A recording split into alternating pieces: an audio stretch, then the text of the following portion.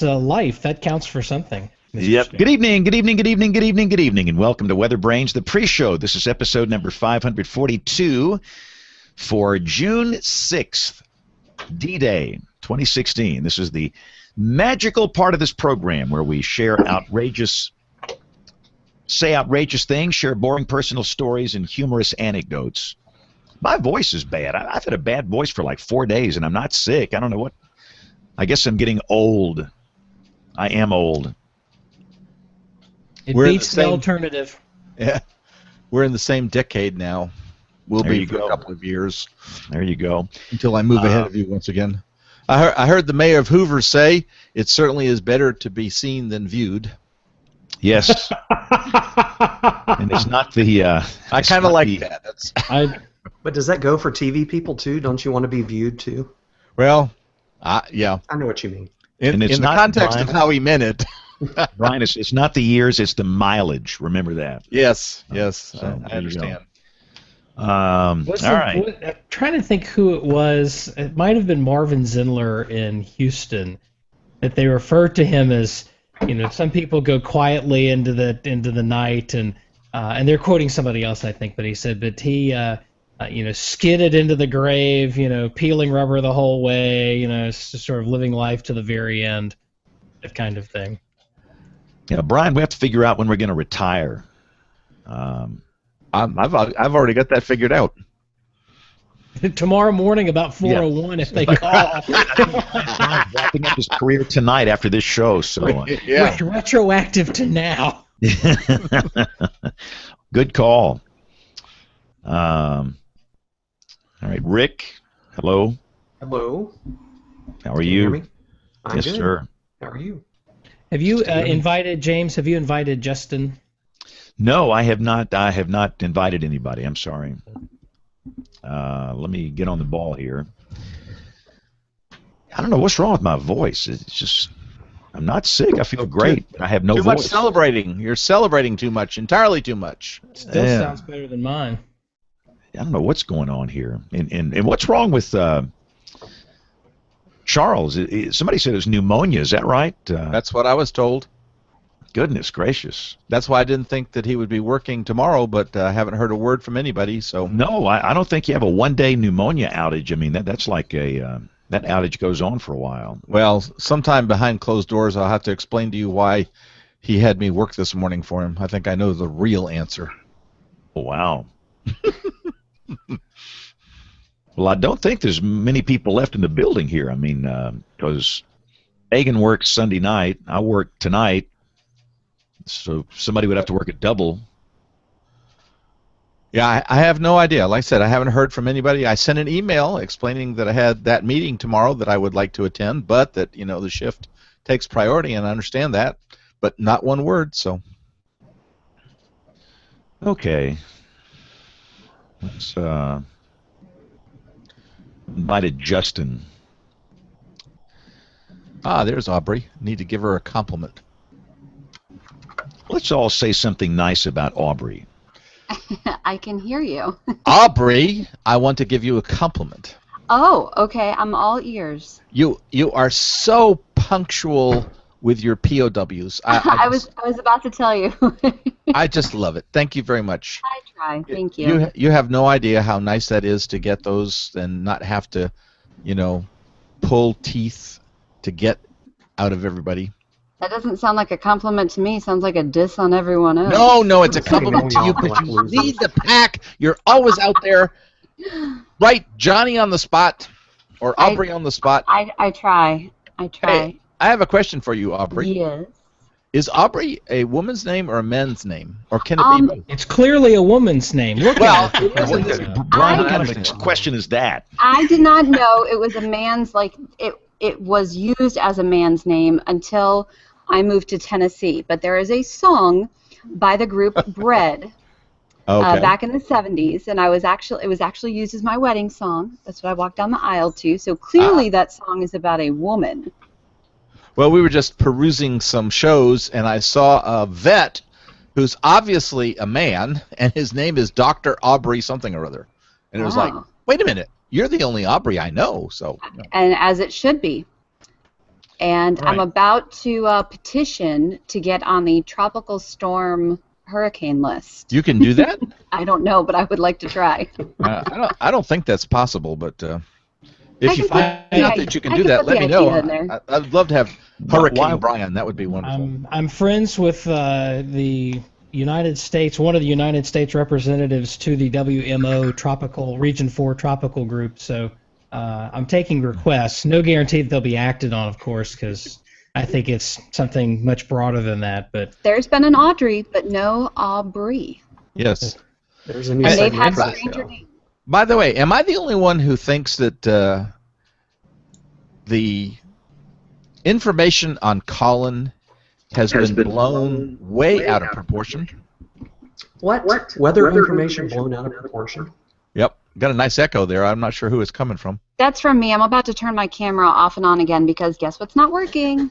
Your I mean, camera. come on, Brian. I mean, there's 80 million in the path. It is unprecedented. It struck without warning, and it is a Earliest sea monster storm in the storm. Absolutely. So what's the matter with you? I don't know. I mean, every storm. Maybe I'm affected entirely too much by the facts. Don't let facts get in the way of a good I know story. it. Yes. So Absolutely. I just got a note from YouTube. It says your content in your video is not advertiser friendly. May 30th, 2016 weather extreme video. Brian, did you get naked on that one? Or what happened to you? whoa, hello. No. I was naked on a couple others, but not that one. Oh, great. You opened your way. You opened the door. You expect me to not jump in? So we do these videos like twice a day. We've been doing these things for years and years, and I've never received one of these notes from YouTube. It says, And what does it say again? Video is not approved for monetization because the content in your video is not advertiser friendly. So talking about the weather is not advertiser friendly? May 30th. The more I think about it, I think that's actually me and not you. That was Memorial Day, May 30th. So Yeah, maybe that's I right. can- Do they tell you what about it wasn't advertiser friendly? I'm curious to see what their standard is. It doesn't say. It just says course reviews. not.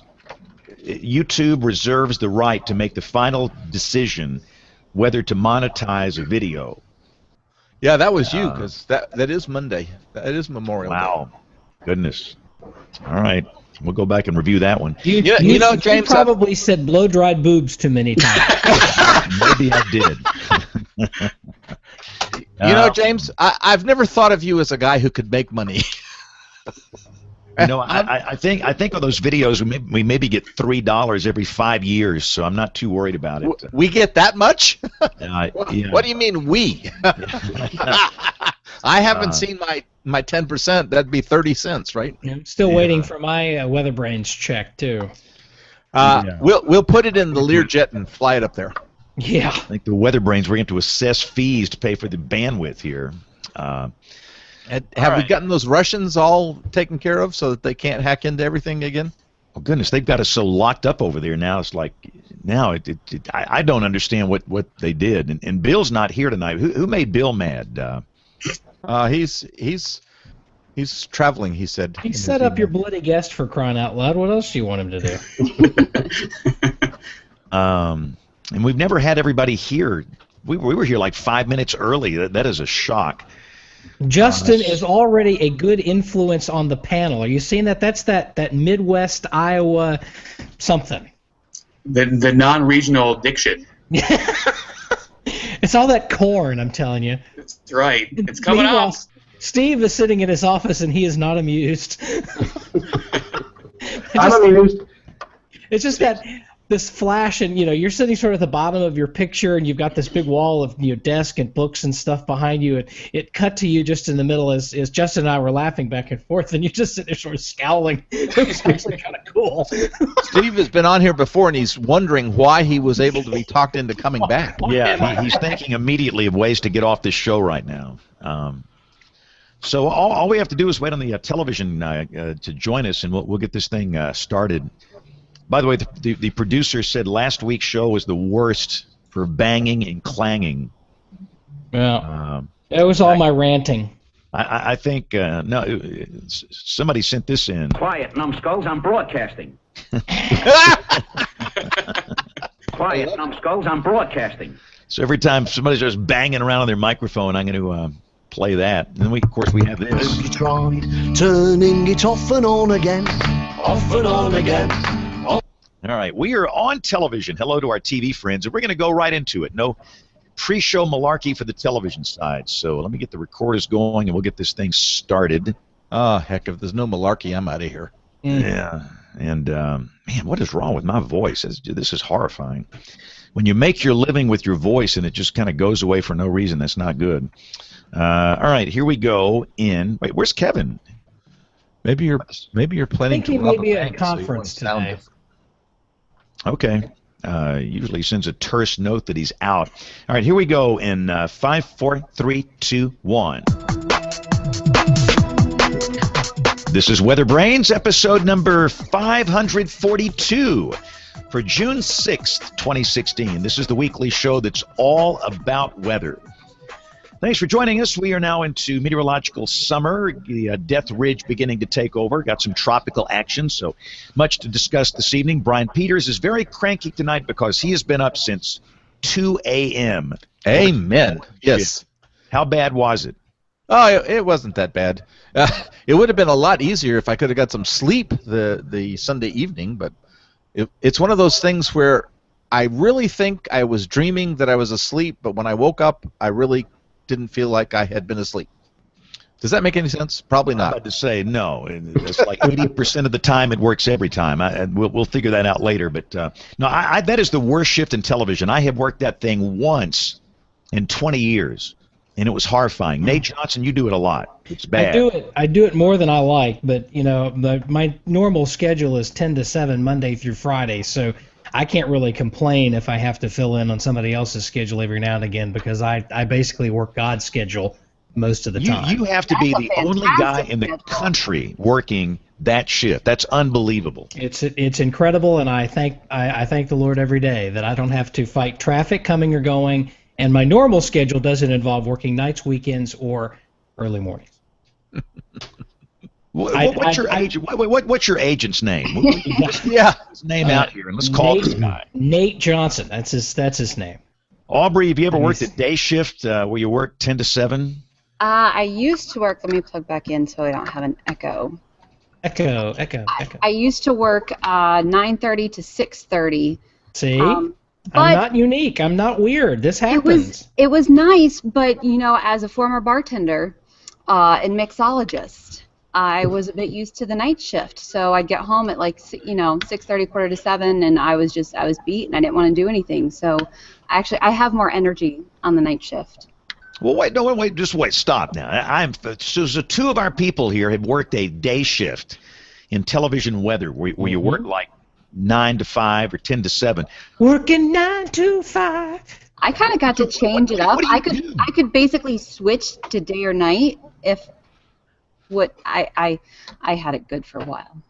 Well, wait a minute. I mean, you got the morning shift where you got to do that morning news that starts at 4 a.m., and then you got the night shift, which is what I work. I mean, what is this in-between shift? I don't understand that. What do you do?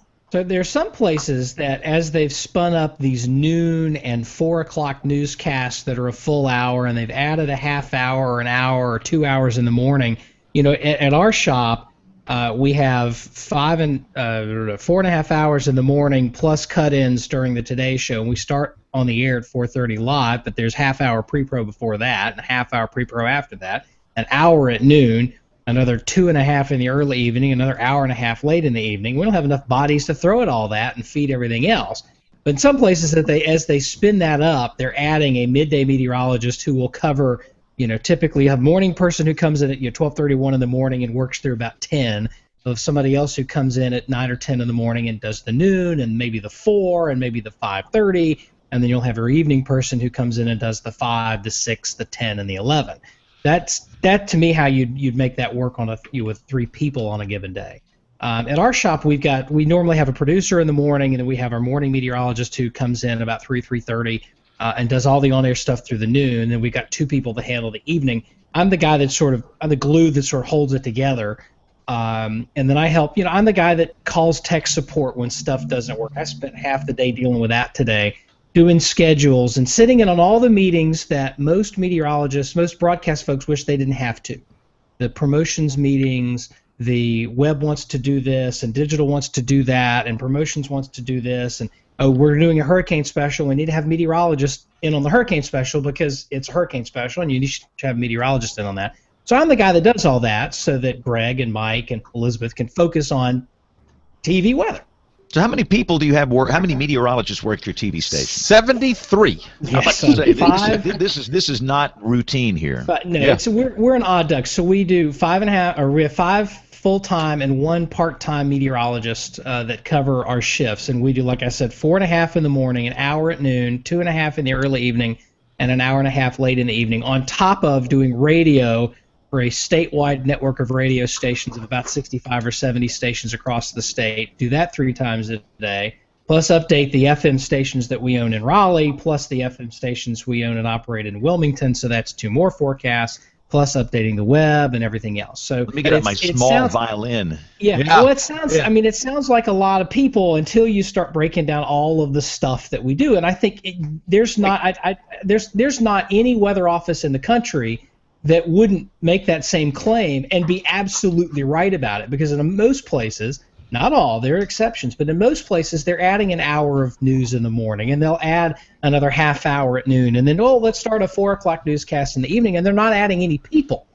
And in the last 7-8 years since I've been at RAL, social media has gone from nothing to now it's a thing that you're expected to do all the time.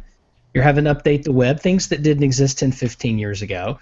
But in a lot of cases, stations aren't adding people. And that's rough. I'm fortunate to work for one of the handful of stations that had enough foresight 10 years ago to add enough people, but now we're at capacity. And we're doing all of that with 4 people. Yeah. So when the economy craters next year, Nate, what happens when we go back into a recession? You lose somebody? I don't know. That's a really good question, and thankfully our management has done a really good job over the years of not counting on political money. We get it and we spend it, but if we're not budgeting on a year-to-year basis expecting 2016 to be a great political year, and I think there's a pretty good sense, I think, amongst most broadcasters that 2017 is probably not going to be good to our business financially, and that if you're lucky enough to be in a position to get some political money in 2016, you probably ought to sit on it. We should do a whole episode on the business of television. Yes. Because a lot of us are tied into it, and I don't know that much about it, but I've been working in it for a long time. Aubrey, your station has how many meteorologists that work there? We have 4 meteorologists, and my situation was kind of different. I, had a couple of my own segments, and a lot was filling in when we were short-staffed, and we kind of ended up making this split shift, the noon and the 5, and holding over until 6, doing social media and stuff. So, but yeah, we've got 4 meteorologists, and we actually have our 4th meteorologist, Justin Rose, who actually was a protege of the Nate Johnsons from WRAL. So protege is the wrong word. He is his own man, and you should give him all of the credit for the good things that he is doing, because he's a good kid. Yeah, and unfortunately, I've had a lot of stuff going on with weddings, and I've been off, so I really haven't worked with him more than a few days. But we're very excited to have him on, and he goes on live this weekend, and we're very excited. And I'm excited. I get a summer this year because last year I did not. Cool.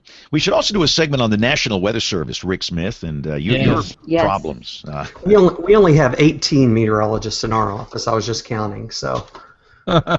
Where's that violin you were talking about, James? I think you need it now. Small violin. We're going to start playing it right now. Are you understaffed though, Rick? Or are you? Is that staff? Well, I'm kind of lying. When we're fully staffed, we have 18 meteorologists. We're short. Well, we're short 1 right now, but they've been hired and they're on the way, so not doing too bad. We're not nearly as bad. There's other offices that are way worse than that, but we're doing okay. And for those that don't know, Rick Smith is the warning coordination meteorologist at the National Weather Service in Norman, Oklahoma. So has the Death Ridge taken over there yet? I'm not calling Death Ridge yet. I don't know. We'll get Steve's opinion here in a minute, but there's still some signs out there in model land that we could get another front through here and another trough maybe in the area. So we're not calling it yet. I'm not. Okay. All right. And Kevin, Kevin is AWOL tonight, absent without leave, and Bill Murray is at Wesley's booby trap or something. But Nate Johnson, bring in some guests here. Go. All right, so we have two guests, and those of you who watch or listen to the program on a regular basis know that Dr. John Scala joined the program a number of years ago and has had to step away. He had needed to reevaluate his professional and personal commitments and had to step away from the program, and we certainly miss him, but we thinking, well, how do we want to fill this position? And really, I don't know that we've been thinking too actively about it. And then we get this email from this guy in Iowa who says, hey, it'd be really cool if you instead of having somebody permanent, if you sort of brought in somebody. We used to do the whole guest panelist thing, and it was a new person a week. And while it was fun, it was a lot of work and da-da-da-da-da. And, we're doing this, and we're joking with the pre-show that nobody really gets paid for this. So we're thinking, well, maybe we do that, but maybe expand on it. And he suggested, why don't you have somebody in for a longer period of time? And so, Justin Gertz from KCRG Television in Cedar Rapids, Iowa. He is the midday meteorologist. Speaking of people that work these crazy dayside shifts, there's another one. And he's been there since 2009 after starting his career in Rockford, Illinois. And a graduate of Iowa State, so he's hanging fairly close to home there. It's pretty cool. And Justin is going to be with us for the next month, with one exception. There's one week where he's not going to be able to make it, but for the rest of the month of June. And we'll see how it goes. If he doesn't blow it for everybody else, then we'll rotate in and have some other folks come in and jump in. So, Justin, welcome to the program. And we're not going to engrave your name in the chair, but we'll do better than duct tape. So, well, and don't hold your breath that I'm not going to blow it. Hey, look, if we haven't all blown it in the last, 500 some odd episodes, and we have still thousands of people listening, this show went down the tubes 8 years ago. Yeah. So Justin, welcome to the program. This, by the way, is reason number one why you don't make suggestions about doing things in professional society. Okay, you're going to want to get volunteered to do it. So Justin came up with a suggestion, and here you are. So Justin, tell us a little bit about yourself and your colleagues and work at KCRG Television in beautiful Cedar Rapids, Iowa. Yes, the City of Five Seasons, or as we affectionately know it as the City of Five Smells. One of the smells is crunchberries, as a matter of fact. We have a quick roast. That sounds so tasty. Oh, yeah, Crunchberry Day is the best day because you can be in the most foul mood ever, but as soon as you step outside downtown, you smell the crunchberries. Every worry has gone away. So, I'm one of the weird people who has kind of that midday shift. I get in usually around 8 till 4:30. We actually made that transition back a little more than a year ago, back when we were still locally owned, so we could kind of recommit our morning meteorologist to do my school talks. So he does, I think he did 150 of them himself last year, I want to say. So James actually has kind of some sense of what that's like, although he's probably 365. But that reallocated his time, got him off the midday show, allowed me to focus on that. And then we hired a fifth meteorologist, and our fourth and fifth are our weekend people who also digital. Sounds like fun, and it's similar to what we have here, except I don't do the noon, but we have producers. Our weekend folks split producing duties during the morning, and so our weekend AM Met, he's full time, and he covers 3 days of the week, and then our weekend evening Met covers a couple of mornings in the week, and so generally speaking, we're double covered through all the weekdays anyway, for all the newscast load. So, well, welcome, and we're glad to have you here on the program. Our other guest tonight is no stranger to the program. He's been on a number of times before. He is the MIC at the Tulsa National Weather Service office, Steve Piltz. Welcome again to the program. Hello, everybody. Good to see you guys. Good to have you here. And our own Rick Smith is actually in charge of the interviewing tonight, so we'll just hand it on over to Rick, and off you go. Thank you, Nate, and thank you, Justin. Welcome. We'll see what you think at the end of the program, if that was a smart idea or not. But well, Steve, thanks for being here. Steve Steve's been in the Weather Service for 28 years, started out in Key West, and he's been kind of moved up through the ranks in Tulsa from a forecaster to the WCM to the MIC. And I'm proud to say I got to work with Steve for a short time when I was a forecaster in Tulsa from late 97 back until early 99, and I still get to work with him because the Norman office and the Tulsa office are sister offices. So Steve, welcome back to WeatherBrains. Steve was on episode 464 back in December of 14. So thanks for being here. Sure, Rick. It's a good guy. Good to join you guys. Hey, just kind of start off with some introductory stuff. Your hometown is Murfreesboro, Illinois, right? It is, and folks will recognize that as part of the tri-state tornado history. Yeah, I was going to say that probably rings a bell with some tornado historians. So, what kind of influence did that have on your interest in weather? I think it had a lot. Right before I was born, there was an EF4, I guess an F4 in those days, back in 1957, that went through Murfreesboro. That just kind of piled on to what happened in 1925. So by the time I'm 4, 5, 6 years old, Murfreesboro is maybe a lot like Moore is now. Very nervous every time it's cloudy. Lots of concern about that, and I pick up on that pretty quickly. That if you know weather and you live around Murfreesboro, people are going to want to talk to you, and it seemed pretty important. And I think that just kind of molded a lot where I came from in my childhood. Yeah, and I'm glad you cleared that up. I didn't want to imply you were there for the 1925 event. No, although I think Brian was there. I don't know. Oh, get out of here! Oh, yes, yes. We didn't plan that. Okay. No, yeah. Steve and I go a long way back too. Yep. I wouldn't trust him as far as I can see him. Well, and Steve, before you got into the Weather Service, you spent some time kind of working in emergency management there in Southern Illinois, right? How did that work out, and how did that play into your future Weather Service positions? Well, I kind of really got interested in the weather part of it. Began kind of talking around, a lot in the neighborhood. Every time it'd be cloudy, I'd watch all the TV weather folks, and they'd go out and mimic everything that I heard. Eventually, people began asking me questions, as everybody kind of knows that pays attention to the weather. You start getting asked about stuff, and even though I was pretty young, that happened. So I began to volunteer for the local emergency management program there in Murfreesboro, and I did that for a number of years. And then some of you guys will know Randy Jackson, who was on air out in Greensboro, North Carolina for a long time. He was actually the emergency manager in Carbondale while I was a volunteer in Murfreesboro. And when he left to go into the broadcast and doing his broadcast career, I filled in behind him at Carbondale, and so I was able to take the weather thing, turn it into kind of a job with emergency management. And at about that time, I saw where they said that the National Weather Service someday was going to have what was called a warning coordination meteorologist, and I thought, hey, that looks like something I might be able to do. And you did that eventually. I mean, you went to St. Louis University, and then you ended up at the Key West office as an intern, right? What was that like? Different than Tulsa, I'm assuming.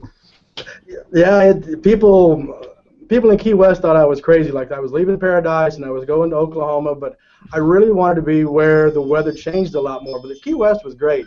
It was kind of like I told my wife Cheryl that we're just kind of on vacation for 3 years, and I was intern there for maybe 2.5, 3 years. Lots of cool weather, lots of water spouts. One tropical storm that went by that I got to coordinate with the Hurricane Center by myself. Back in those days, weather offices were sometimes a one-person deal. And I was on shift the night that the Hurricane Center wanted to declare a tropical storm forming right near Key West. It kind of transitioned past depression and straight to storm. So I got to talk to the hurricane specialist. That was fun. But I really wanted to get back to where there was more thunderstorms, ice, snow, the whole 9 yards of weather. And so you ended up at the Tulsa office, and you've been there. You were there before it was a WFO, right? I mean, you've been there the entire transition from a WSO to a WFO, is that right? That's right. I was one of the original, I think, 7 forecasters that came to Tulsa when the Norman office had to basically split away and start doing the true modernization things. So you had to have Tulsa and Amarillo and take over other parts of Oklahoma so that Norman could concentrate on what they were doing. And so I got to be a part of the original spin-up of the forecast office at Tulsa. Was here as a forecaster for a few years, and then as Tulsa began to grow to becoming a WFO, then it needed a warning coordination meteorologist, and I was lucky enough to be able to get that job a few years later. What year did you start that job? I can't remember. Oh gosh, I think 93 maybe. I went from forecaster to WCM. I got here in the very end of 1990 we spun up and began issuing forecasts in '91, and then we gradually began to expand, and then over time became the FO. So you're one of only 2 WCMs the office has had there, so that's kind of cool. So obviously there's been a lot of changes. You've been there since the beginning, since it was before it was a WFO. What are some of the biggest changes you've seen there at the office since you've been there? I think one of the biggest things, it struck my wife right away when she came up to see the office in 1991. It was severe weather season. We all kind of think back. We know that the Central Plains, Southern Plains had a lot of supercell events in the spring of '91, so there was just a lot of high-end things going on. And while she was at home watching television, and the TV folks in Tulsa were cutting in with their live color radar, and I think there was already one station that had maybe Doppler available to it, we were back here at the office with a grease pencil and a map on top, a plexiglass on top of a map. And the radar operator in our dark room was calling out azimuth and range while we were plotting that on a map and saying, okay, that's in Osage County, and it's moving at whatever vector they gave us. And we said, okay, that's going to need a warning for Osage, Washington, and Tulsa counties. And so she came in and said, oh my goodness, look, you guys are in the dark ages compared to what I see on television. And of course now we all carry basically Doppler radars in our pockets with our cell phones. Yeah, and doing the paper overlays on the radar screen, and yeah, I start feeling really old when I start telling people. I find some of that stuff sometimes in the storeroom, the old radap printouts that had the VIL printed out on the sheet of paper, came out of the dot matrix printer, and then you took the clear map overlay and laid it on top of that to see what the VIL was back in the early days when the Oklahoma City radar was equipped for some of the new modern technology that was coming before the 88D.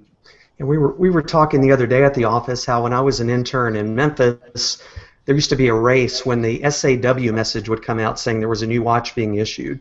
There was a race to rip that off the printer first and run over to the table where we had the map with the watch points under plexiglass and to plot it, so you'd be the first person to see what the watch looked like. Things have changed a lot. Oh yeah, and I remember knowing the rhythm of the old weather wire when it was going to break and someone was going to put a warning on it. You could hear all the kind of the clutches in the machine kick in, and it was able to pause as it was getting ready to kick off the bells, and the ZZZZ would come out. You got. I could tell by the noise that thing made if it was a tornado warning or a watch from cells. Some of us older guys on this show remember those things, but it was just like that was the soundtrack of my career, for like 10 or 15 years. So I know exactly what you mean, Steve.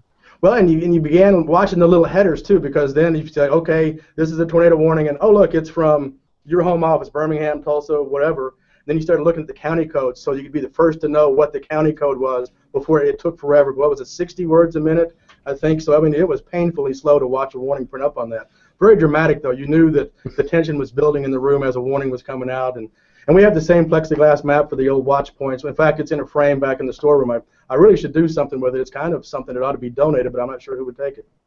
Well, they're doing a weather museum here in Norman, I think. So. Are they? Yeah, that's something that it'd be cool to have. So, well, yeah, and kind of shift gears a little bit. One of the recent things that Dr. John Scull and I. An event we saw you at was this Event Safety Alliance thing back in March, early March, I think it was, in Norman, where we're talking to these venue managers and different people. And you came in and talked about something a little bit different. I mean, we usually talk about lightning and wind and tornadoes, of course, but you came in and talked about heat.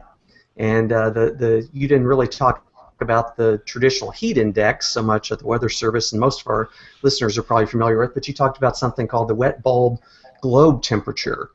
I'm guessing a lot of our viewers or listeners may not know what that is. Can you talk a little bit about what that is and how you got involved in the kind of a prototype experiment for that? Sure. It's something that none of us had a whole lot of knowledge about. It's kind of funny that this wet bulb globe temperature index idea started back, I think, in the mid to late 50s with the Marines trying to find ways in the southeastern U.S. to get recruits through basic training during all that heat without really endangering them. So they came up with that, and this index has been around since the late 50s, but it took until the Deepwater Horizon spill in the Gulf that I first heard about it. There was, I remember the scenes of those folks that were on the beach in the chemical suits that were picking up some of the tar balls and trying to clean the beach, but they could only be out there in that heat for certain periods of time, and OSHA was talking to the Weather Service about that, and so I had no clue what it was. You research it and find out it's been there for quite a while, but we looked at that and thought, well, that seems pretty smart. So Steve Amber and the now retired Sue here at the office we ran to the hardware store and we went out and got one of those copper floats that's supposed to go into a toilet, and we drilled it out and we put a thermometer up there and began playing with it. And the whole concept is that the wet bulb globe temperature not only takes into account the heat and the humidity, but also the radiative heat. And that's where that copper globe comes in. And so it tries to account for that, including wind. And so it takes in more elements and can potentially be something, a better indicator of what the local heat stress might be at any one spot. So if I read about it correctly, and I don't know a lot about it, but it takes into account things that the heat index doesn't. The heat index is essentially the temperature and the humidity, but it doesn't really account for the fact that, well, you're usually not in a well-ventilated white box in the shade or something. The real people and real heat emergencies happen when people are out in the sun. And does it also take into account the wind? I mean, there's some other variables in there that the heat index doesn't really cover. That's true, but it takes them into account in kind of an elegant way, where a big chunk of the wet bulb globe temperature formula is the natural wet bulb. So we all know wet bulb, from slinging a psychrometer and trying to evaporate moisture off the end of a thermometer and see how much moisture you can evaporate into the air, which cools it down, and you can get a feel for the humidity. In this case, it's the same thermometer. It's a thermometer with a moist wick on it, but you just leave it out exposed to the sun and the wind. And so in that case, if there's no wind to blow across that, you're not evaporating a whole lot, so that natural wet bulb stays high. So it accounts for the wind in that fashion. It also accounts, like you said, with the radiation. If they're out in the sunshine, that's worse than not. And then a lot of the folks that really get in trouble, they're out there working in the sun. It also can take into account the radiative heat too, what's coming off the asphalt, what's coming off that artificial surface, what's reflecting off that brick wall. So it's a way to measure all of those things kind of together, but into three simple terms: the natural wet bulb temperature, the globe temperature, and the regular air temperature. So that's one thing when we talk about that here and talk to folks about trying to use that. It's very location specific. We can kind of give a general idea. This is a kind of where what the wet bulb globe temperature kind of might be in general, but it all changes if you're standing on asphalt or if you're on an artificial sports surface. That's really where you ought to have those measurements of that index right there at those locations. So how have you been using this? I mean, Tulsa's kind of experimenting with this, and I know the Oklahoma Mesonet started displaying it on their page. How have you guys been using this in the office as far as decision support activities, or what are you doing with this? Well, we display some of it in our decision support page. We also use it as part of to trigger text within our hazardous weather outlook if we have wet bulb globe temperatures that reach a certain level. When we run the hazardous weather outlook scripts that generate the framework for that product, it'll inject that in there. And then when we talk to some of the cities that have more sophisticated heat plans, we kind of educate them about how to use that. And what was kind of fun was that the EMs who were ex-military recognized it right away. As soon as I would bring it up, if you've had somebody that was retired military, they instantly knew what that meant, because their base or their ship or wherever they were used to using that index. And so we try to communicate that, and especially I think this time of year, you guys know especially that June the heat's kind of impactful. We're not acclimatized yet. We're not acclimated to that, and so this wet bulb globe temperature in these early days of summer might give a kind of hone in on a day that might end up with some heat emergencies when the heat index might not suggest that's going on. And I mean, are you seeing any shift in your area from the people that you're providing this to? Are you seeing any shift? Do people seem to prefer this over the heat index? Are you seeing people getting more used to it and asking for it more, or how's it going over?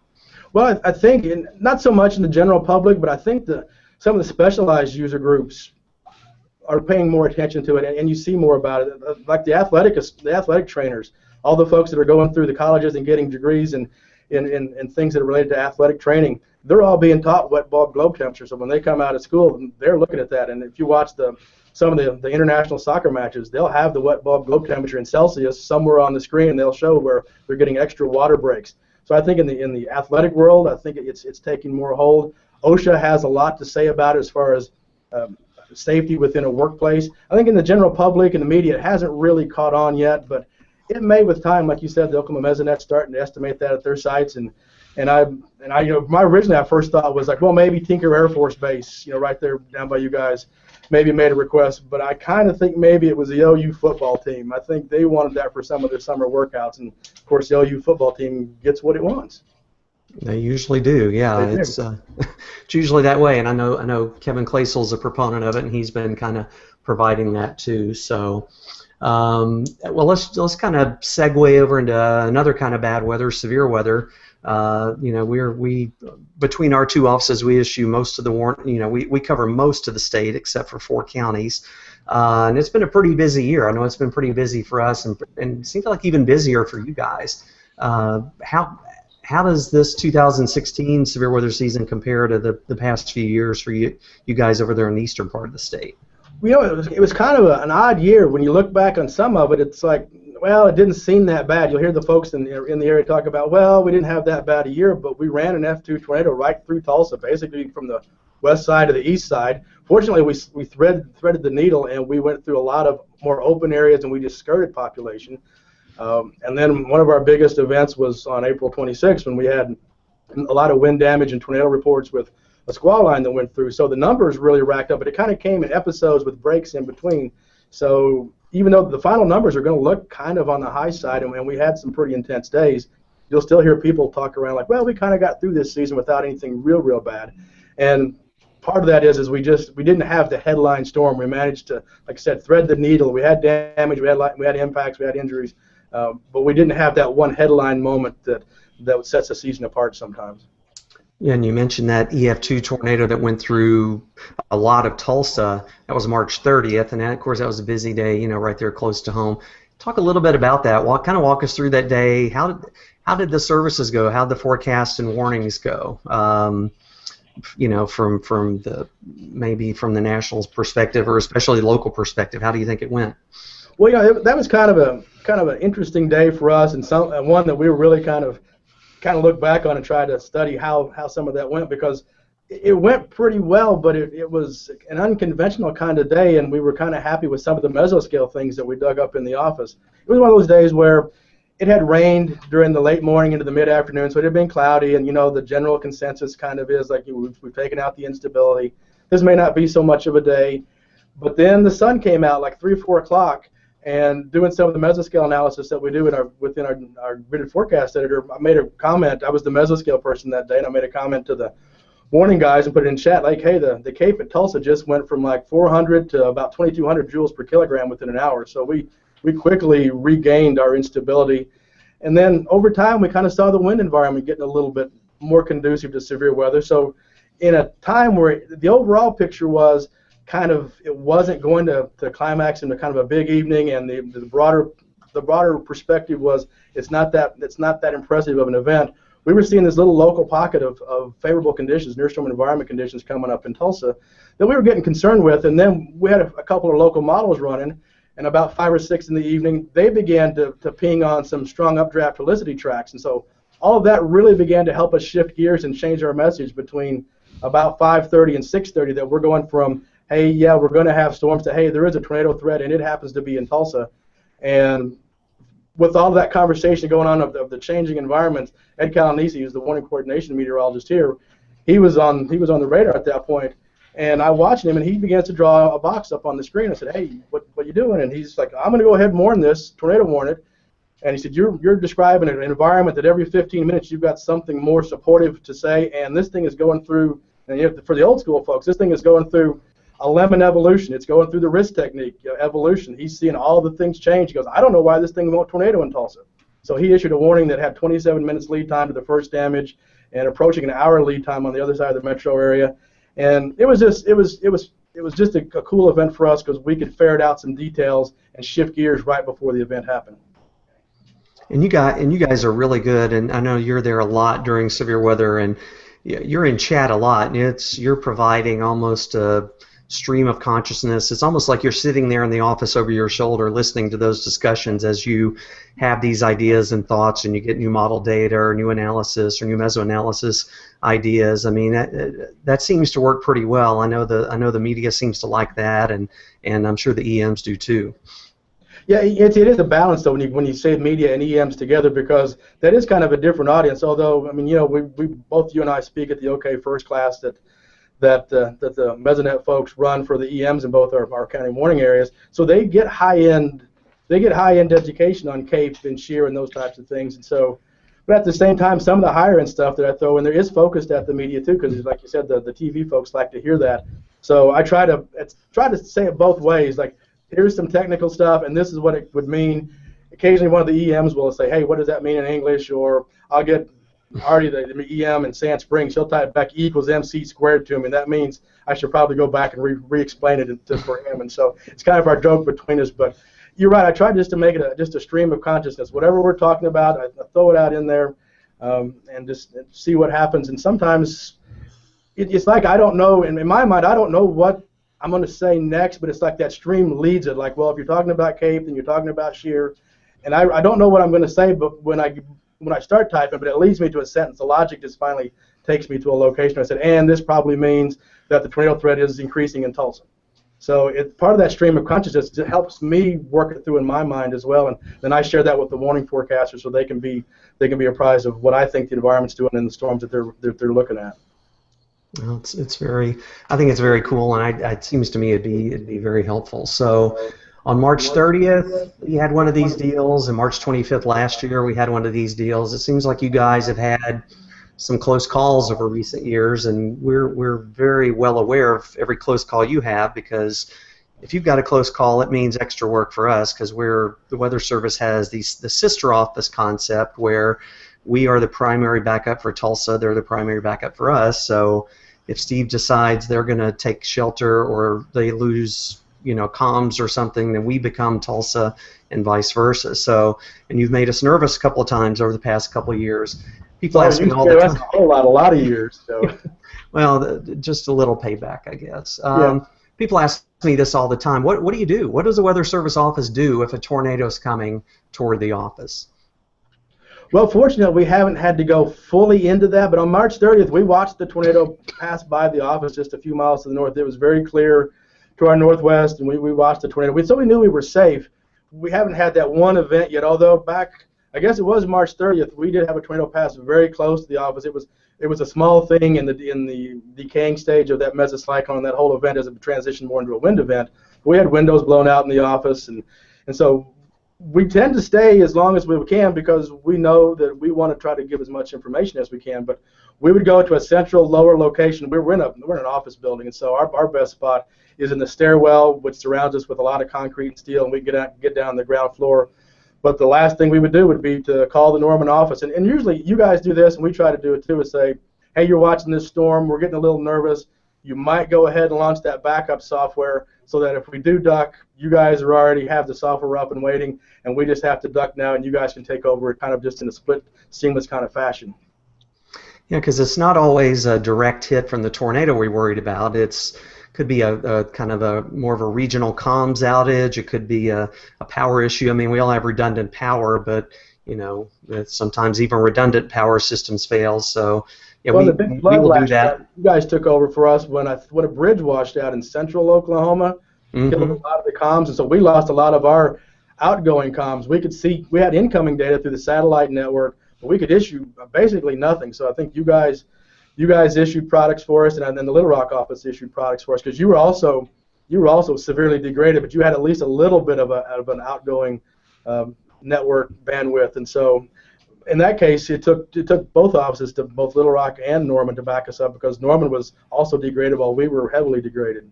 Yeah, that was Memorial Day. Was it last Memorial Day weekend? I think when that was going on with all the flooding and severe weather. So yeah, I think a lot of people don't realize, and we do practice that quite often. I think we're going to practice it tomorrow or Wednesday. Every time we do a little software update or something, we do these drills to practice to be sure that I guess the goal is for it to just be where most people would never even know what's going on. That's what we want to happen. If for some reason it's scary when you guys call when there's tornadoes, big ones, whatever's going on in central Oklahoma.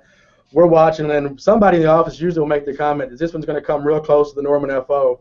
So I mean, the tension level it comes up because as much as you practice, it's still. I always joke that I have never been wrong in the Norman area. When I look at a storm, every decision I've ever made has always been the correct one. When they get in the Tulsa area, I have more trouble with them there, but my trouble would expand quickly to your area if we actually had to do it for real. And so it's a whole different ballgame when it's real. I think that's the way it is for a lot of people. It's a lot easier when it's somewhere else. So yeah, if you can just watch leisurely, it's all easy decisions. But and one more thing on the backup. I remember one day, 2 or 3 years ago, we had, I think we had 3 tornadic supercells in the metro area, and we called your office and said, hey, we may need you to take over for us. And they were like, yeah, we're watching. And we're like, let me make sure you understand, we've got 3 people issuing tornado warnings right now. So there is some transition that's required there. So, and it's always, we've always done a really good job, I think, of communicating. So that's important. And you have to get that, because I think we tried to. I probably remember the event, but I remember, however cool we thought we tried to sound on the phone. Our eyes were big, and we were like, how many workstations are we going to need to handle your stuff? And then it's coming towards our area, or maybe we've already got a little bit going on in Osage and Pawnee County, which kind of juts out to the west, and so we can have our storms and yours too. So however cool we tried to sound on the phone, I remember the day our eyes were big and we're like, oh, come on, Norman, you can make it. It'll be okay. So, and it's all worked out okay so far. Yeah, knock on wood. So got a couple more questions here, and then I'll see if anybody else wants to jump in. But, and I think you talked about this the last time you were on, but, being here in Oklahoma City and Moore and Edmond and El Reno and all these places here that are just, there's such a tension when it comes to severe weather season. Like you said before, every time the skies cloud up, there's people that are really on edge. Seems to almost be the opposite thing, or has been the opposite thing in Tulsa. Is there still this perception, the difference in the risk perception between the people that live in the Oklahoma City area and the people in the Tulsa area, that, well, all the bad stuff happens in Oklahoma City. Tulsa has been a long time since we had anything. How do you read that? How are things going there? What are you guys doing to try to combat that if you think it's really there? Well, I think it's still there to some extent, and even like this year, where we kind of hinted out earlier that there wasn't a lot of recognition about the March 30th storm. It was a scary storm. There was damage in Tulsa, but you still get folks talking about, well, we didn't have a really big year this year. And I'm thinking, hey, we ran an F2 tornado from the far west side of the city to the far east side of the city. And then last year, Sand Springs, Broken Arrow seems to have its tornadoes. Now, we've typically have been having more of the F1, F2 type variety tornadoes in and around Tulsa the last few years. But in presentations, I'll bring up a map and I'll show, here's Joplin, here's Moore, what sits between these 2 communities, and there's, it's Tulsa, and there's no reason that these bad things won't happen in or near Tulsa at some point. And then they have before. If you look at some of the longer-term climatology of Oklahoma, you'll see these zones, and Moore is picked out right now, like, oh, that's a hot spot in the state. But there was a zone from northwest Creek County to the west side and northwest side of the Tulsa metro area that has a history of some stronger tornadoes. I don't know how, I don't think we really totally understand how all the hot spots and hot zones work and how they fluctuate. But Tulsa's had its bad storms. When I moved here, the perception, I think, was different. That when I came, Tulsa was the scary city in Oklahoma, that it's had lots of close calls and it's had lots of tornadoes. So the roles have reversed a little bit, but like in weather, once you think you know something, understand something, it will reverse on you and humble you. So I think that's the one message we got to kind of combat for Tulsa. Yeah, and people look at me like I'm crazy when I say that a tornado is just as likely in Tulsa as it is in Moore. They just go, yeah, right, whatever. What are you smoking? But it is. Yeah. I mean, when you look at the long term, if we could really look at the whole history of tornadoes, I think that'd be true. So, Justin, you got a question? Yeah, with that March event, when you were going from a situation where it was cloudy, not a lot of instability, and the message was kind of severe risk is looking pretty low, then things change really quickly. How do you handle the communication change with that, where it's a rapidly changing situation? What was done to ensure that message got out to people? Because, I mean, when it's this message for a while and things suddenly change, it can be hard, obviously, to get that new message out. So what were your ways of doing that effectively? Well, I think NWS chat is huge for that, and we have a lot of good participation in NWS chat with the local EMs and with the local media. So that's huge. We tie in our forecast grids in the office to a web page that, as we change things, it changes indicators on the web page. And so as we update storm probabilities and things like that, our web page dynamically changes. So we tried all those things, but it really it's just a great relationship with the area media. I really can't brag enough about the media, both here in Tulsa and Northwest Arkansas, the way they work together, the way they share information, and when we began to talk on that, they began to jump on it, and they began to communicate that message that the situation was changing, and folks were aware of it. So really hats off to the TV and radio stations. All right, so I got a question for you guys. Social media, a little rumor is floating around that there's a big push within the Weather Service to get the local offices to go wall-to-wall live during tornado events on either Periscope or Facebook Live. And I don't think that's a bad thing. Any comments, gentlemen? Well, from my standpoint, sometimes I feel like let the shortstop be the shortstop and let the pitcher pitch. And there are folks that are better communicators than the average Weather Service person maybe. There's a lot of good communicators though in the Weather Service. I mean, I'm looking at a couple of them here, current and retired, on my screen. But that will take some transition, take some work, and so I guess we just, to my mind, we just have to see how this evolves. And if you've got someone in the office that can do that, great. But there may be shifts where there's no one in the office that's particularly suited to go live and wall to wall like that, and it just wouldn't work out if the right person wasn't there. Yeah, we're not staffed, and our staffs were not built. The teams weren't drafted and built with that in mind. So some offices may have 5 people that can do that. Some offices may have half a person. So and I'm not aware of anything. I know Periscope's being tested at a handful of offices. Facebook Live, we keep asking about it, and they keep saying, well, you can't do it yet. But personally, I kind of like the way Steve said it. I have no desire to try to do that. I mean, I think it'd be cool in some situations, maybe do a short update, and I've played with Periscope to do that kind of thing.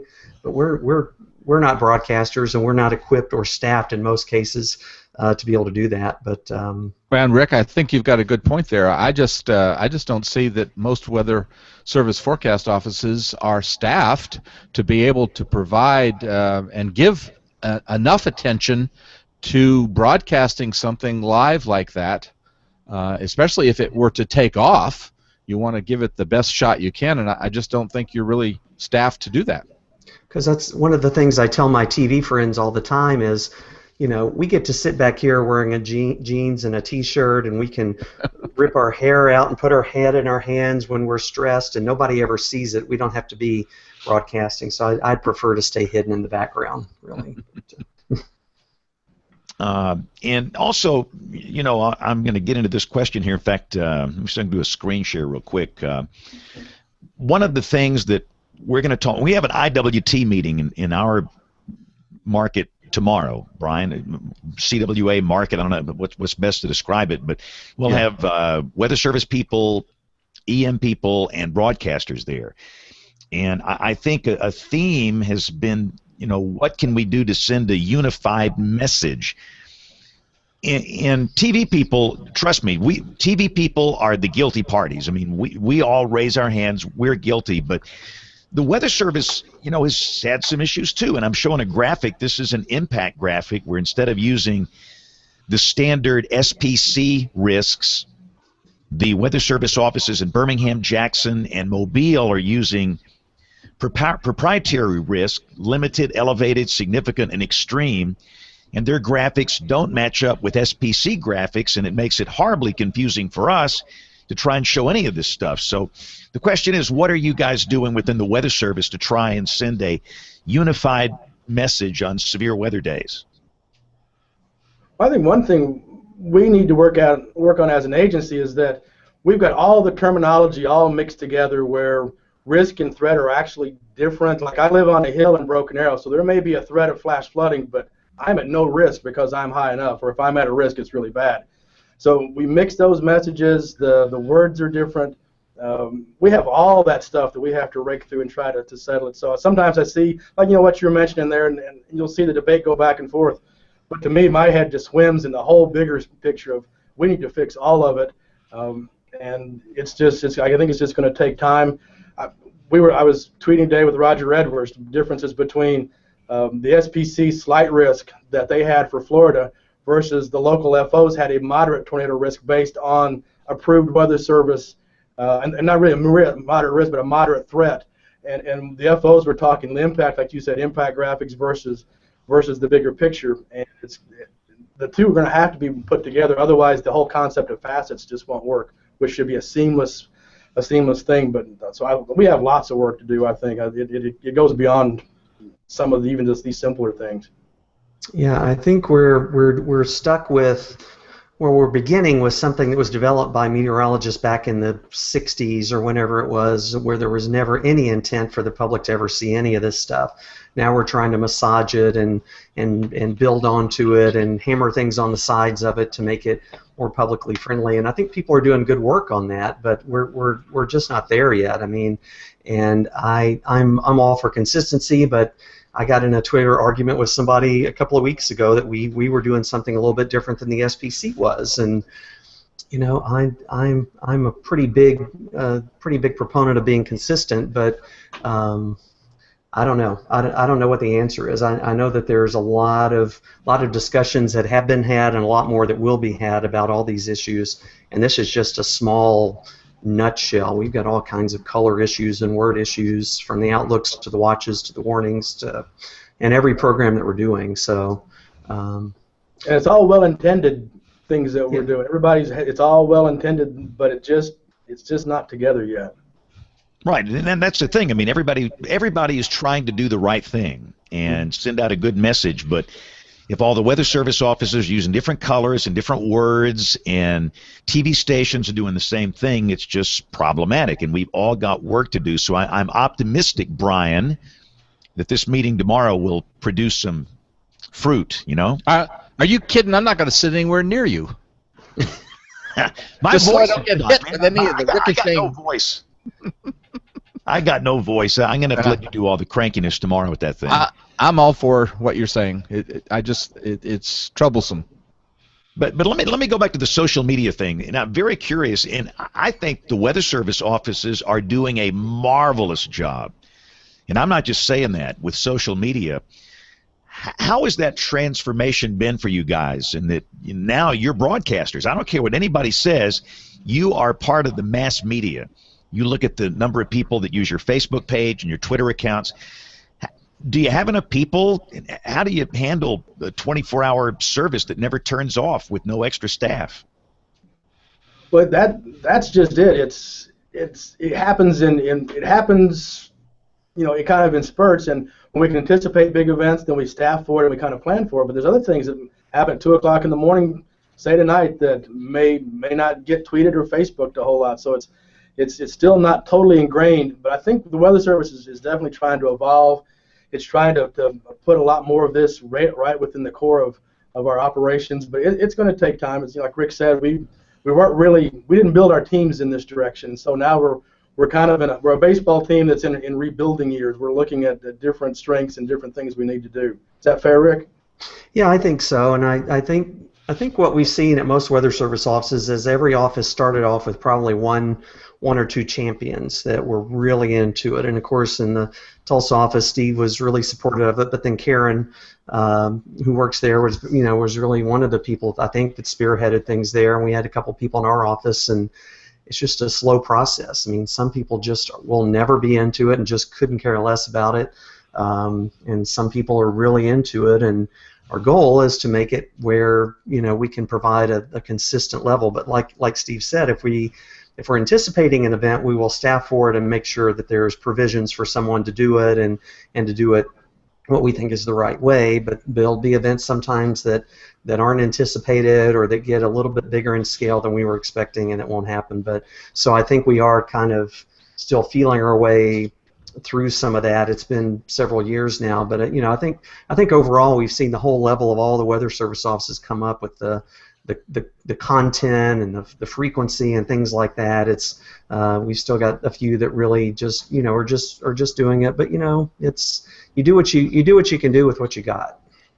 Well, in some of the leadership classes Rick and I would take, you know, we would talk about in the real world 7 out of 10 people are extroverts, but in the Weather Service 6 out of 10 people are introverts.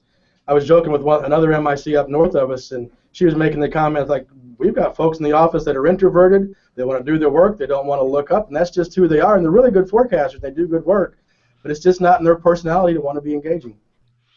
And I think that has to be part of the change in the hiring process now. If I was an MIC hiring a lead forecaster, I think the ability to communicate has to be a part of the job skill set now. It does, and it's always kind of been written in there, but the ability to communicate was to be able to type the zone forecast and some special weather statements. It's completely evolved now from where it was 10 or 15 years ago even. Now we have to know how to use commas and the shift key and all that stuff. So I think there's a lot of dancing going on here because the bottom line still is you're really not staffed to handle an additional function beyond the functions that you're already doing. So I think adding another function like Periscope or live video broadcasts is going to really tax you and take away from the services that you're providing. Yeah, when they go ahead, Steve. I think that's one of the more painful evolutions, or what's going to be one of the trickier evolutions, is as we do lose some things, some of the things we may lose may be parts of the forecast. We may not have local humans touching as much of the local forecast. That's still all being worked out. Who knows how this is gonna roll? And we can see just how well that's going for some of the big broadcasting groups that are putting out 45 and 90-day forecasts that aren't worth a crap. Hey, we're not doing that though. No, I realize that, but I don't want to see the forecasting ability of the Weather Service to be degraded either. And it's a tricky thing because everybody talks about consistency, but you still have that. I mean, we can pick any number of different Tulsa and Norman forecasters. And if you get the right two on, they're not going to be necessarily consistent with each other because they're going to say, I've worked in Oklahoma the last 25 years. I know how it works here.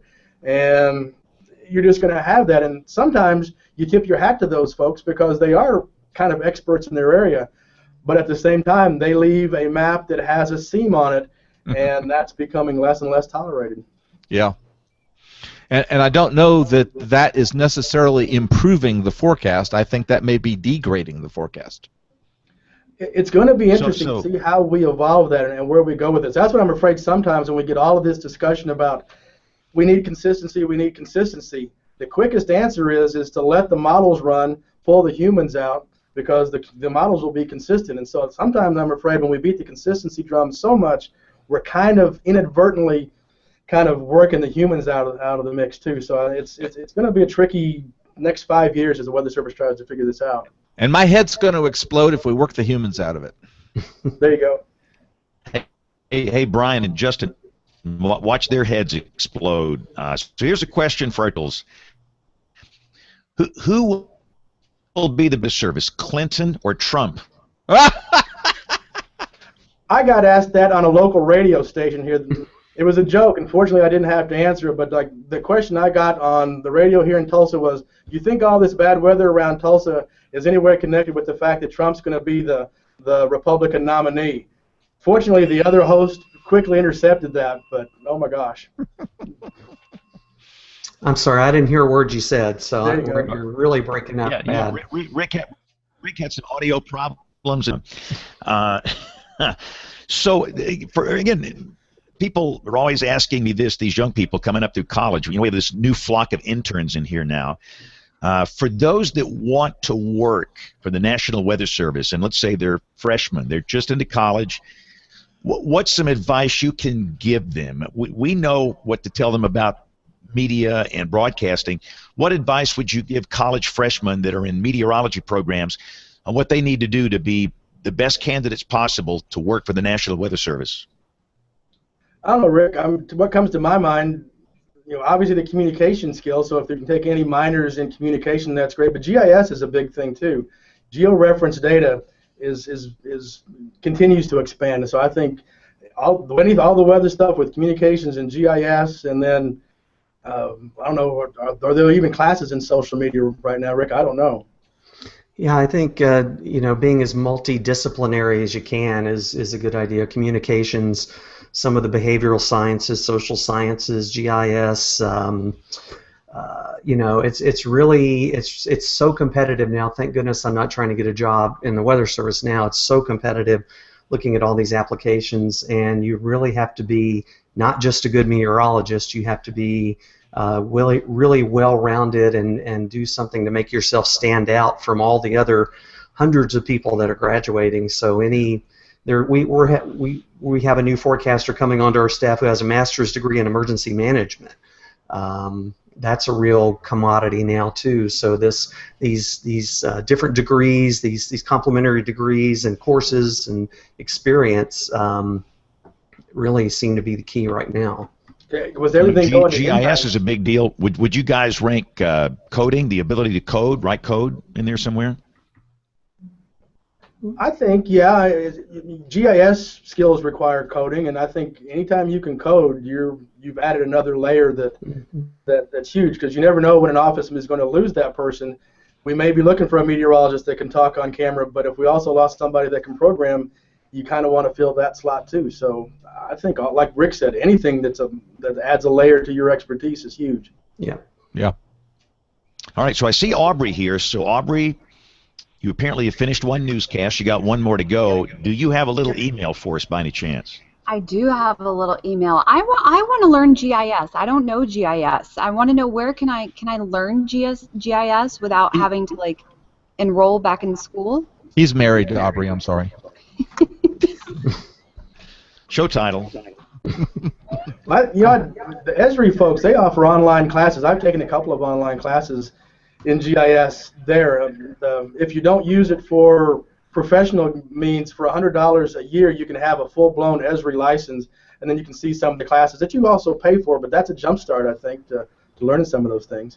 I think there are some classes, and I started with something called, was it QGIS? I'm scared of ArcGIS, but I'm trying to piddle around with that, and some people get scared and turned off when they try to dive into ArcGIS. I think there's ways to do it. I've been trying to do a little bit of that myself. Esri and GIS stuff, ArcGIS, is very complex, so you can get really in deep trouble with them very fast. So complex. I need a basic beginners like kindergarten GIS. If you find it, let me know. Yeah. All right. Well, let's since we got Aubrey here for a minute, let's dig into the email inbox and see what's in there this week. Letters. We get letters. We get stacks and stacks of letters. I'm going to move my microphone closer, my snowball closer to me so I don't have an echo. Okay, so sorting through the email, we have an email from Trisha in Fargo, North Dakota. Just started listening to WeatherBrains. Thank you very much. We appreciate it. A few future guests to ponder through. Tom Skilling, and I know we've had him on before, but it's probably been a while. So, I think it's been 5 years or so, so we need to get him back. That'd be good. Yeah. Yeah. That would definitely be great. Lee Orff, one of my meteorology professors 12 years ago at Central Michigan University. He's done some amazing work on 3D simulations of long-track EF5s. Very exciting. And Mark Torregrossa, I think I'm saying that right. Great OCM in Michigan, great resume.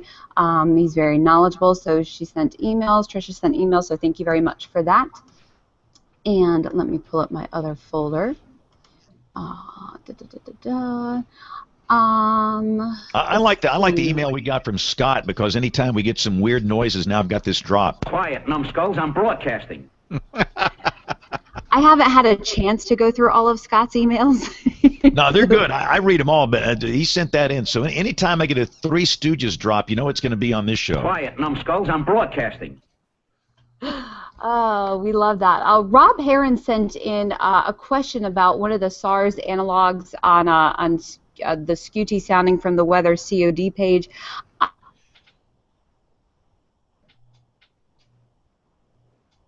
What he's getting at. So he was wondering why the SARS says 100% on a loose match, talking about this is in no way a tornado sounding.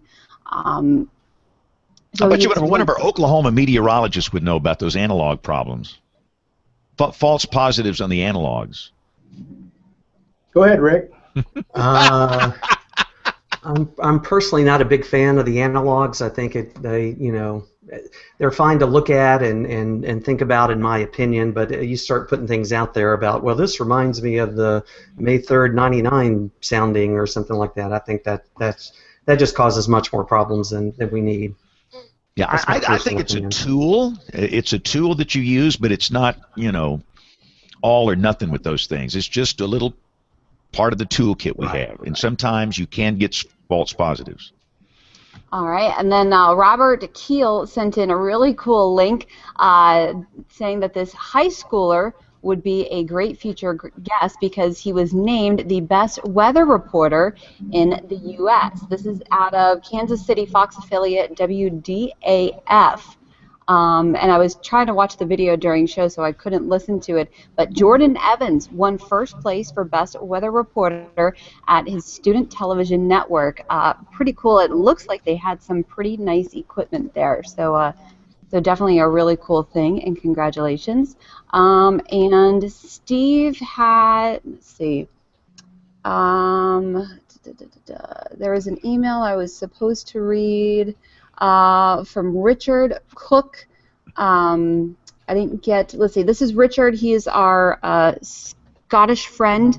Let's see, he runs a weather page on Facebook and Twitter. The area that my weather page covers has a population of just about 25,000 and is a number of islands in an island chain. A lot of success on the weather page has been by listening to advice and the guidance given on WeatherBrains. Oh, that's really nice. Richard is an amateur forecaster and says that we are great inspirations on the social media, and the social media shows are the best. The feedback I get from people and strangers that I have never met before, but because they know the page and the fact that they know that my page is a trusted and reliable source in the weather community with no scaremongering. So that is let's just play this. Let's get social with social media. Sorry. Well, Richard's getting social, and he's getting social very well. He's doing it right. So thank you very much, Richard, and that's great that you have such a successful page with no fear-mongering. So we appreciate your emails. Send them to email@weatherbrains.com. We appreciate all the guest suggestions. And if you do have a guest suggestions, a contact information, an email, phone number, a link or something, a way to get a hold of those people are great. So we appreciate that. You can follow us on Facebook and Twitter, and we appreciate all your thoughts on the show. And a member of the Steve Pilch fan club is submitted this guest suggestion for Steve to be on tonight. So. Yes, exactly. So let's take a quick break for Professor Peters and Tony Rice, and we will come back with the Weather Roundup and the picks of the week as WeatherBrains rolls along. WeatherBrains 101 with Professor Peters. Over the last couple of weeks, I've seen a number of people tweet pictures of mammatus clouds. These are quite photogenic, somewhat menacing in sunrise and sunset situations, but just what are they? Mammatus are pouch-like cloud structures and a rare example of clouds in sinking air. Sometimes very ominous in appearance, mammatus clouds are harmless and do not mean that a tornado is about to form. That association is a commonly held misconception. In fact, mammatus are typically seen after the worst of a thunderstorm has passed. As updrafts carry moisture-rich air to the cloud top, upward momentum is lost and the air begins to spread out horizontally, becoming a part of the anvil cloud. Because of its high concentration of precipitation particles, including ice crystals and water droplets, the saturated air is heavier than the surrounding air and sinks back toward the earth. The temperature of the subsiding air increases as it descends. However, since heat energy is needed to melt and evaporate the precipitation contained within the sinking air, the warming produced by the sinking motion is quickly used up in the evaporation of precipitation particles. If more energy is required for evaporation than is generated by the subsidence, the sinking air will be cooler than surrounding air and will continue to sink. The subsiding air eventually appears below the cloud base as rounded pouch-like structures and are given the name mammatus clouds or mammatocumulus. Mammatus are long-lived if the sinking air contains large drops and snow crystals, since larger particles require greater amounts of energy for evaporation to occur. Over time, the cloud droplets do eventually evaporate and the mammatus dissolve. Mammatus typically develop on the underside of a thunderstorm's anvil and can be a remarkable sight, especially near sunrise or sunset, when sunlight is reflected off of them. earthsky.org has a nice collection of mammatus cloud photos. If you have a question about the weather, drop a note to question@weatherbrains.com. Looking beyond the atmosphere, here's Tony Rice with your Astronomy Outlook. Something interesting is happening on the sun, or more accurately, not happening. For the first time in about 6 years, the international sunspot number has dropped to 0 for any period of time. Images through the weekend from NASA's Solar Dynamics Observatory show the disk to still be sunspot-free. Observations of the sun and these dark spots date back to the invention of the telescope itself. Galileo used them to estimate the rotational period for the sun once about every 25 days. Sunspot records are among the most complete in astronomy. Detailed observations by the Royal Greenwich Observatory date back to 1874, and this continues today at sites like NOAA's Space Environment Center. The number is a simple calculation representing sunspot activity. It ranges from the current 0 to over 500, as was seen during the solar maximum period of 1870. It's calculated each day by adding a count of individual spots to 10 times the number of groups of spots. A scaling factor is then applied to each observation to account for differences in equipment and conditions. It's all averaged with the others from around the world to record the number for that day. These sunspots themselves are relatively cool areas at the surface of the sun. They're formed as magnetic fields are twisted and snapped like rubber bands. They're about 6,400 degrees Fahrenheit, capping off intense energy below them. Well, this is compared to the surrounding photosphere at nearly 10,000 degrees Fahrenheit. This lack of sunspots is probably very temporary. While it's clear that activity has been decreasing rapidly and the 11-year solar cycle is nearing its end, forecasters don't expect the next solar minimum for another 3 to 4 years. Elsewhere in the sky, Saturn reached opposition last week as its orbit brought it in alignment with the Earth and the Sun. Look for the Seelinger effect, an unusual lighting condition in Saturn this week. The planet's dust and rock-filled rings may become much brighter than the planet's disk itself, much in the same way the moon's surface becomes brighter during the time of the full moon. Saturn rises after sunset and reaches its highest point between about midnight and 1 a.m. Be sure to take a look. That's your Astronomy Outlook. Follow me at RTP Hokie for more spacey stuff like this. When the weather ball is red, warmer weather is ahead. When the weather ball is white, colder weather is in sight. When the weather ball is green, no change in the weather is foreseen. When colors blink by night or day, precipitation's on the way. We're doing the show on June the 6th, 2016. It's D-Day. I guess the big story, it's Tropical Storm Colin, which is in the process of making landfall even as we speak. And Brian, I guess we're the two closest to Colin. Yes, a little south of Tallahassee, Florida. Yes, you've been to Tallahassee a few times, have you not? Oh, yes, definitely. Spent a lifetime there. But this is kind of coming up to Appalachia Bay, and that'll make landfall here shortly. And the big issue was rain. Looks like a couple of small tornadoes, and as typically is the case with the early season systems, it is very asymmetrical. There's dry air on the west side. It's being sheared, and it will be out of there pretty soon. So heavy rain and flooding, the big issue there. Other than that, things are pretty quiet. Justin, what's going on in your neck of the woods? We had dew points in the upper 40s today, so it was pretty nice. Yeah, I know, some real good stuff here, although that's going to be changing here. By the end of the week, we get our taste of a death ridge. Looking at 90s for 4 days in a row, going as high as 95 this weekend. I want to look back here. Last year we had 5 total days in Cedar Rapids of highs of at least 90. So having 4 in a row in June is going to be a little warm for us. Actually, in 2014, we only had 1 90-degree day. So it is going to be the first real scorcher for us here. And, you know, you always have those people, oh, you know, it's been so cool lately. I can't wait for it to get so warm. And we'll see how they feel after this weekend. But that's the kind of the thing we're focusing on here this week is just the impending warmth. Shoot, I was claiming the dew points in the 50s as being such a wonderful thing. So dew points in the 40s would be even nicer. Yeah, it was good. Had a little cold front slip by earlier this morning and just kind of knocked us down a little bit. Hey, Aubrey, what's happening in the Shenandoah Valley? We're finally starting to dry out. That's the good news. Although I haven't been here over the last few days, I was in Charlotte where it was hot. hot. But yeah, we're finally starting to dry out, and other than a few brief little showers, looks like it's going to be a pretty nice week. I've got 73 as a forecast high for Wednesday. Ooh, nice. Nice. There's another show title. Guys. Yeah, There's what's another happening show in title, James. Exactly. Aubrey, hot in Charlotte. Hot. I trying to forget change how the hot subject it is in here. North Carolina this time of the year. Oh my gosh, I was about to die. Ay. All right. Rick and Steve, what's happening in Oklahoma City and Tulsa? Well, we just coming off a extended period of wet weather, lots of rain in parts of the state, and people were saying, "Oh, be glad when it dries out. It's summertime," and well, it's drying out now. We're gonna get up close to 90 probably the rest of the week, and it's the our dew points are relatively low for this time of year, so can't complain too much. Yeah, same here.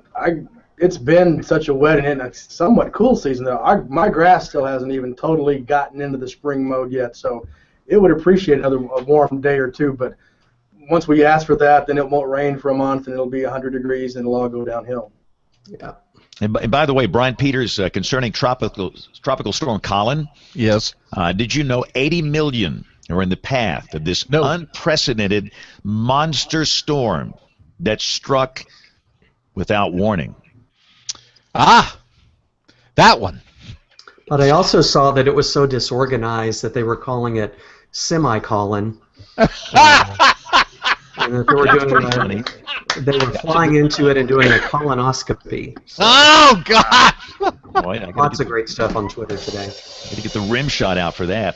All right, I am the lead story here, so we got to move on to the picks. I almost said song of the night. Picks of the week. we do song of the night on Periscope during the newscast. Picks of the week. This is something weather related, and let's start with Brian Peters, the internationally beloved meteorologist. Brian, what you got for us this week?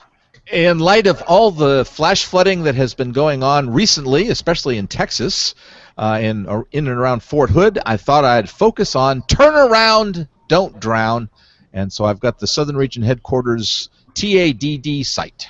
Turn around, don't drown. Awesome, and all these picks of the week will be up on the site weatherbrains.com. Aubrey, what was your pick of the week? My pick of the week is an emergency management site on Tropical Storm Allison, because Tropical Storm Allison was about this time 15 years ago. So speaking of turn around, don't drown, just another reminder not to think, oh, it's just a tropical storm. Yes. Absolutely. And my pick of the week, our friend Eric Berger was on the show, 2-3 weeks ago, and we talked about the future of television meteorology, and we all chimed in. Well, he wrote a piece on our comments on Ars Technica, and that that article will be my pick of the week, and we appreciate Eric's work. I thought that was well done. Justin, what is your pick of the week, sir? Hot Oswell's blog. It's entitled Decision Making in the Face of Uncertainty. A very quick Cliff's Notes summary is basically, as meteorologists, we know what we don't know, so we should probably share that information with people who don't know what we don't know. And he explains it much more succinctly and more practically than I do. But a very, very short but good read. I'm not sure I know what you're saying. Yeah, when Dr. Doswell writes something, we all need to read it. He's good. He's good. So, yeah, I saw the link up there, and I've got it bookmarked to read when I get home tonight. So about forecast uncertainty, that's awesome. All right, Rick Smith, what's your pick of the week? And Justin and I didn't plan this, but I think my pick is going to it's a good complement to the new Doswell blog post. This is from Jason Semenel, the Capital Weather Gang. They had a severe weather event forecast for the D.C. area over the weekend, and it didn't really materialize to some people's expectations. So this post from Capital Weather Gang is how should forecasters better manage public expectations about summer storms. It's talking about a DC event, but it has applications everywhere. Kind of a follow-on to the April 26th outbreak hype, kind of thing. What do people hear in the forecast, and what really happens? Yeah, that was a very well done piece. All right, Steve, what you got for us? Well, I think in Oklahoma, anybody's pick anytime to be Rick Smith. Ooh. The check's in the mail. But I do want you guys to ask Nate since he's got buddies on the hurricane name team, the male C name that follows Bonnie has to be Clyde. Just saying. Exactly. Yes. Have a sense of humor. Come on here. All right. Well, we're going again because I'm the lead tonight as always. I think weather leads about 9 out of 10 times, but we actually do have a tropical storm in the backyard, so I have got to get over to the studio. But here's the deal: we do this show Monday nights, typically at 9:30 Eastern, 8:30 Central. You can watch it live at live.bigbrainsmedia.com. Most of you listen later. We know that, and we thank you for doing that. If you'd like to get in touch with us, the email address is email@weatherbrains.com, and we try and read as many on the air as we can. We try and answer all of them. Our social media accounts are on the website as well, and we'd love to hear from you. If you listen by iTunes, we love those iTunes comments as well. So on behalf of the entire WeatherBrains crew, I'm James Spann. Thanks for listening. Have a great week, and God bless. All right, thanks, guys. Hated to rush it here, but I got to go do some television. But thank you all. I appreciate it, Steve. Sure, Justin, anytime. Thank you all. Thanks, Steve. Thanks. Appreciate it. Thanks a lot. See you guys Appreciate later. it. Bye-bye. Great show. Okay, y'all have a great week. Bye-bye.